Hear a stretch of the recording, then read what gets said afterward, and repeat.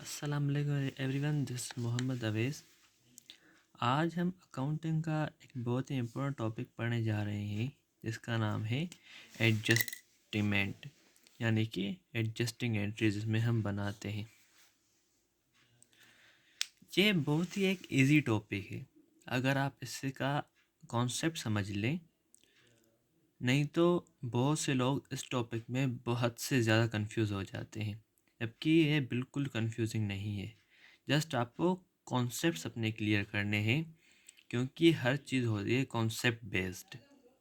अगर हम रट्टा लगाएंगे कि अगर ऐसी एंट्री होंगी तो ये होगा, ये डेबिट होगा, ये क्रेडिट होगा, तो इस तरह हमेशा हम कंफ्यूज हो जाएंगे। हमेशा आपको अपने कॉन्सेप्ट क्लियर रखने हैं। तो सबसे पहले हमें ये समझना चाहिए कि एडजस्टमेंट्स होती क्या है, यानी कि एडजस्टमेंट्स एडजस्टेड एंट्रीज होती क्या है। अब जब भी हम एडजस्टिंग एंट्रीज बनाते हैं ना, तो जो एडजस्टिंग एंट्रीज होती हैं वो हमेशा बनती है। यहाँ लिखा था दिसंबर 31, यानी कि उस टाइम पीरियड में जब जो आपके मंथ का या ईयर का हम हमारे ऊपर होती है कि हम कब कब अकाउंट्स को मेंटेन करते हैं, यानी कि हम अपने कब अकाउंट बैलेंस शीट या इनकम स्टेटमेंट बनाते हैं। तो मोस्टली पीपल ईयरली बनाते हैं, कुछ मंथली और क्वार्टरली या हाफ ईयरली बनाते हैं। तो वो हमारे ऊपर होता है। तो जब भी आप अपने अकाउंट्स को मेंटेन करते हैं, तो लास्ट में जो आपका आखिरी टाइम पीरियड होता है उस वक्त तक आपकी हर चीज़ ट्रायल बैलेंस तक आप बना देते हैं। उसके बाद भी आपकी कुछ ट्रांजैक्शंस ऐसी होती हैं जो कि आपकी हुई उसी टाइम पीरियड में होती हैं, मगर आप उसको आगे पे करते हैं या आप उसको आगे रिकॉर्ड करते हैं। जैसा कि यहाँ कुछ लिखे हैं, अनपेड सैलरीज। अब सैलरीज आपकी ड्यू है, यानी कि सपोज आपने जनवरी के आपने बनाई है, सही है, जनवरी में आपने बनाए हैं, ठीक है। अब आप जनवरी 31 को क्लोज कर रहे हैं, मगर जो आपकी सैलरीज होंगी वो रिकॉर्ड तो जनवरी में ही होंगी ना, मगर आप देंगे कब, यानी कि फरवरी में देंगे। अब क्या होगा, देंगे फरवरी में, रिकॉर्ड होनी चाहिए जनवरी में। आपने अकाउंट्स क्लोज कर दी 31 जनवरी को, अब क्या होंगे, अब आप क्या करेंगे, आप बनाएंगे एडजस्टमेंट एंट्रीज, यानी कि वो एंट्रीज जो आपकी हों प्रीवियस टाइम पीरियड की, मगर हों माने यानी कि आप पे कर रहे हों नेक्स्ट ईयर में, यानी कि जो आपका करंट टाइम पीरियड चल रहा है उसमें आप पे कर रहे हो, या आपको फ्यूचर में पे करनी हो, या आपको फ्यूचर में रिसीव होने हो, तो उनको हम एडजस्ट करने के लिए हम एडजस्टमेंट एंट्रीज बनाते हैं। एक और बात सही समझा रहा हूँ, इलेक्ट्रिसिटी बिल्स, सही है।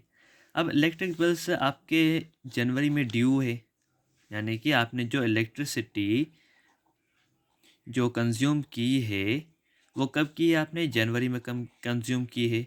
आप बिल्स कब पे करेंगे, फरवरी में करेंगे, मगर ये एक्सपेंस है कौन से महीने के, ये है आपके जनवरी के।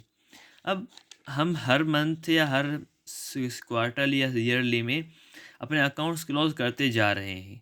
अब ये जो क्लोज हो गया, अब हम इसमें तो रिकॉर्ड नहीं कर सकते ना, तो ऐसी एंट्रीज को बनाने के लिए, एडजस्ट करने के लिए हम एडजस्टिंग एंट्रीज बनाते हैं, ठीक है। ये कुछ एग्जांपल्स हैं एडजस्टिंग एंट्रीज के, यानी कि अनपेड सैलरीज हो गई, आउटस्टैंडिंग इलेक्ट्रिक बिल्स हो गए, अनपेड आउटस्टैंडिंग एक्यूड, ये सारी सेम है, ठीक है। अलाउंस फॉर अनकलेक्टेबल क्या होते हैं, वो हमारे बेड डेट्स या वो हमारा अकाउंट रिसीवेबल जो हमें नहीं मिले, ठीक है। यानी कि अकाउंट रिसीवेबल का वो अमाउंट वो पोर्शन या वो परसेंटेज जो हमें नहीं मिले वो होता है अलाउंस फॉर अनकलेक्टेबल या अलाउंस फॉर बेड डेट से। सही है। दूसरी होती है डेप्रिसिएशन। डेप्रिसिएशन क्या होती है? हमारी हर मशीनरी पर, हमारे हर एक चीज़ पर जो टाइम के कंज्यूम होने से, यानी कि टाइम जिस तरह गुजरता जाता है उन्हें हम कंज्यूम करते हैं और उसकी वैल्यूशन कम होती जाती है। जो उसकी वैल्यू डिक्रीज़ होती है, जो डिक्रीज्ड वैल्यू है वो हमारी डेप्रिसिएशन होती है। अब डेप्रिसिएशन हमारी एक्सपेंस होती है। सही है। और जो डेप्रिसिएशन किस पर होती है? हमारे, अब जाहिर सी बात है, हमारे जो भी होते हैं हमारे एसेट्स पर होती है। जो एसेट्स पर होती है उसे हम बोलते हैं allowance for bed date, allowance for. अब जो भी एसेट होता है ना, हमारे जो भी एसेट्स होते हैं उस पर जो डेप्रिसिएशन होती है, जो डेप्रिसिएशन होगी वो होगी हमारी एक्सपेंस। और हम उसको को जब रिकॉर्ड करेंगे उसको हम रिकॉर्ड करेंगे एज अलाउंस फॉर, और उसका नाम लिखेंगे allowance for machinery, allowance for equipment, या जो भी होते हैं। ठीक है। जैसा कि ये मैंने सबसे पहले जो मैं शुरुआती लेक्चर थे मैं उनमें भी दिखाया था, तो जो भी हमारे accumulated depreciation, allowance for bed date से, ठीक है, ये जो होते हैं वो हमारे नॉन करंट एसेट्स पर होते हैं। अलाउंस फॉर बेड डेट्स हमारे अकाउंट रिसीवेबल पर होता है। सही है। Allowance for bad debts. और जो एक्यूमुलेटेड डेप्रिसिएशन है allowance for bad debts, allowance for building है, ठीक है, तो वो हमारे आते हैं हमारे नॉन करंट एसेट्स में, पर हमारी डेप्रिसिएशन चार्ज होती है। यानी कि building, equipment, automobiles, machinery, furniture, fixture, land पर हमारी डेप्रिसिएशन नहीं होती। ठीक है। मगर कुछ लैंड्स ऐसी होती हैं जिस पर डेप्रिसिएशन होती है, मगर उस डेप्रिसिएशन को हम बोलते हैं अमोर्टाइजेशन। तो वो डेप्रिसिएशन का एक किस्म है। तो जो हम रेजिडेंशियल या बिजनेस लैंड्स होती हैं उन पर तो नहीं होती, मगर वो हमारी लैंड्स जो हम खुदाई के लिए या एक्सट्रैक्शन के लिए यूज़ करते हैं, यहाँ जहाँ से सपोज़ कोल निकलता है, गैस निकलती है, पेट्रोल निकलता है, तो वो उनमें डेप्रिसिएट होती हैं वो लैंड्स। सही है। तो ये हर चीज़ में डिफ्रेंशिएशन होता है हर चीज़ का, तो ये डिफ्रेंशिएशन अपने माइंड में रखा करें। अब जो एडजस्टमेंट होती है वो बेस करती है चार चीज़ों पर। एक accrued expense, accrued income, prepaid expense और अनअर्न्ड इनकम। अब एक्रूड क्या है? जैसे मैंने बताया पहले, accrued, unpaid, outstanding, both are same, सब सही है, थ्राइस आर सेम। ठीक है। तो जब भी हमारा एक्रूड इनकम हो, अनपेड हो, आउटस्टैंडिंग हो, तो ये बात सेम है हमारे एक्रूड एक्सपेंस। हम इसको रिकॉर्ड कैसे करेंगे? एनी एक्सपेंस डेबिट और एक्सपेंस पेएबल क्रेडिट। यहाँ हम डिस्क्रिप्शन लिखेंगे टू एडजस्ट एक्सपेंस अकाउंट। सही है। अब देखें ये ऐसा क्यों हुआ। एक चीज़ है हमारी एनी एक्सपेंस, एक्सपेंस हमने क्या किया? हमने कंज्यूम कर लिया। जब हमने कंज्यूम किया तो हमारे एक्सपेंस बढ़ गए, तो वो हो गए हमारे डेबिट। सही है। ये हमारा डेबिट होता है और ये हमारा क्रेडिट होता है। हमारे एक्सपेंस बढ़े, हमने डेबिट कर दिया। ठीक है। अब हमने पेमेंट नहीं की तो वो हमारी क्या है? लायबिलिटी है। अब लायबिलिटी जब बढ़ती है क्या होती है? हमारी क्रेडिट होती है। तो एक्सपेंस पेएबल क्रेडिट, क्योंकि हमने पे करना है। सही है। तो अगर आप इन चीज़ों को समझ लेंगे तो ये बिल्कुल भी डिफ़िकल्ट नहीं है, ये बिल्कुल आसान चीज़ें हैं। उसके बाद है एक्रूड इनकम। अब एक्रूड इनकम क्या है? जाहिर सी, अब यहाँ एक्रूड एक्सपेंस था, हमें एक्सपेंस देने होते हैं। ठीक है। अब एक्रूड इनकम क्या होगी? हमें इनकम मिलनी होगी। ठीक है। तो अब इनकम क्या है? इनकम बढ़ गई हमारी, तो क्या होगी? वो हमारी क्रेडिट होगी। ठीक है। एनी रेवेन्यू क्रेडिट में। अब रेवेन्यू क्रेडिट में हुआ, अब हमें पैसे तो नहीं मिले, तो क्या हमारा बढ़ा? हमारा रिसीवेबल बढ़ा। ठीक है, तो वो इनकम या रेवेन्यू अकाउंट रिसीवेबल डेबिट। तो ये हमारा एसेट हो गया, ये हमारा एक्सपेंस हो गया, यहाँ डेबिट एक्सपेंस हुआ, यहाँ डेबिट एसेट हुआ, यहाँ डेबिट लाइबिलिटी हुई, यहाँ सॉरी यहाँ क्रेडिट लाइबिलिटी हुई, यहाँ क्रेडिट हुआ हमारा रेवेन्यू अकाउंट। सही है।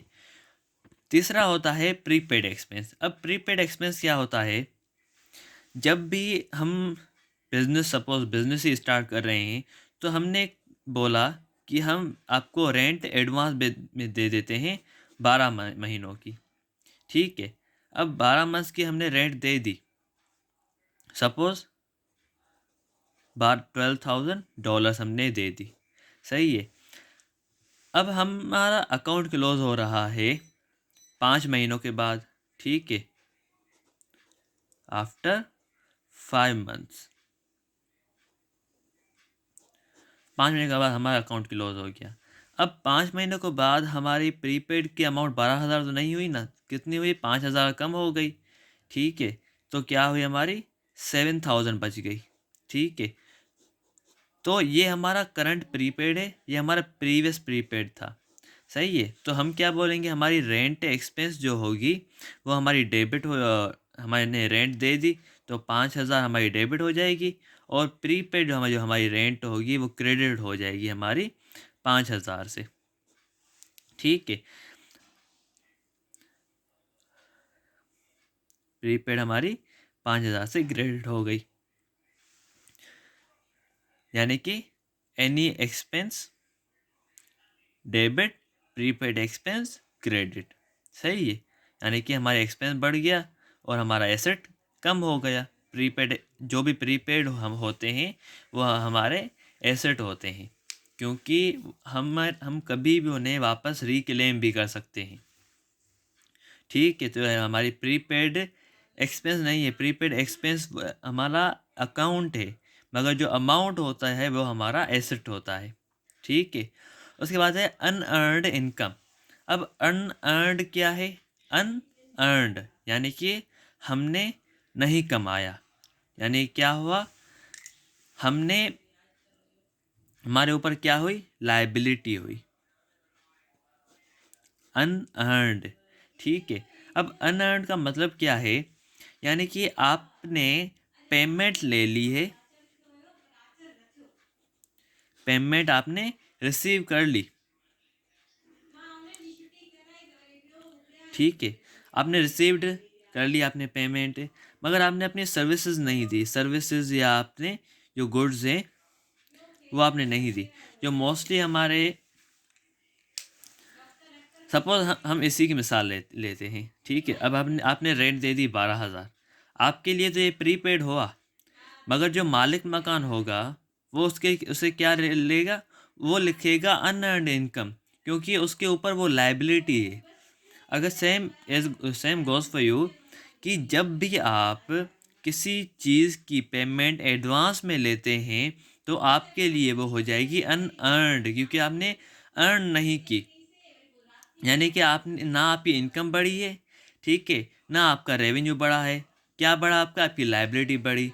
ठीक है, तो एनी इनकम या एनी रेवेन्यू अकाउंट डेबिट, क्योंकि आपने इनका कमाई की ही नहीं है, और आपका unearned income, unearned revenue account जो होगा वो हो जाएगा क्रेडिट में।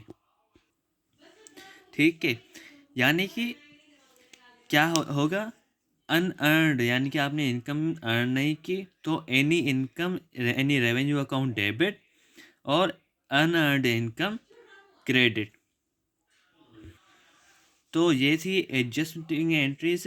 इंशाल्लाह नेक्स्ट लेक्चर में हम 2 से 3 इंशाल्लाह प्रॉब्लम सॉल्व करेंगे। उसके बाद हम इंशाल्लाह adjust trial balance, income statement और बैलेंस की तरफ बढ़ेंगे। तब तक के लिए अल्लाह हाफिज़।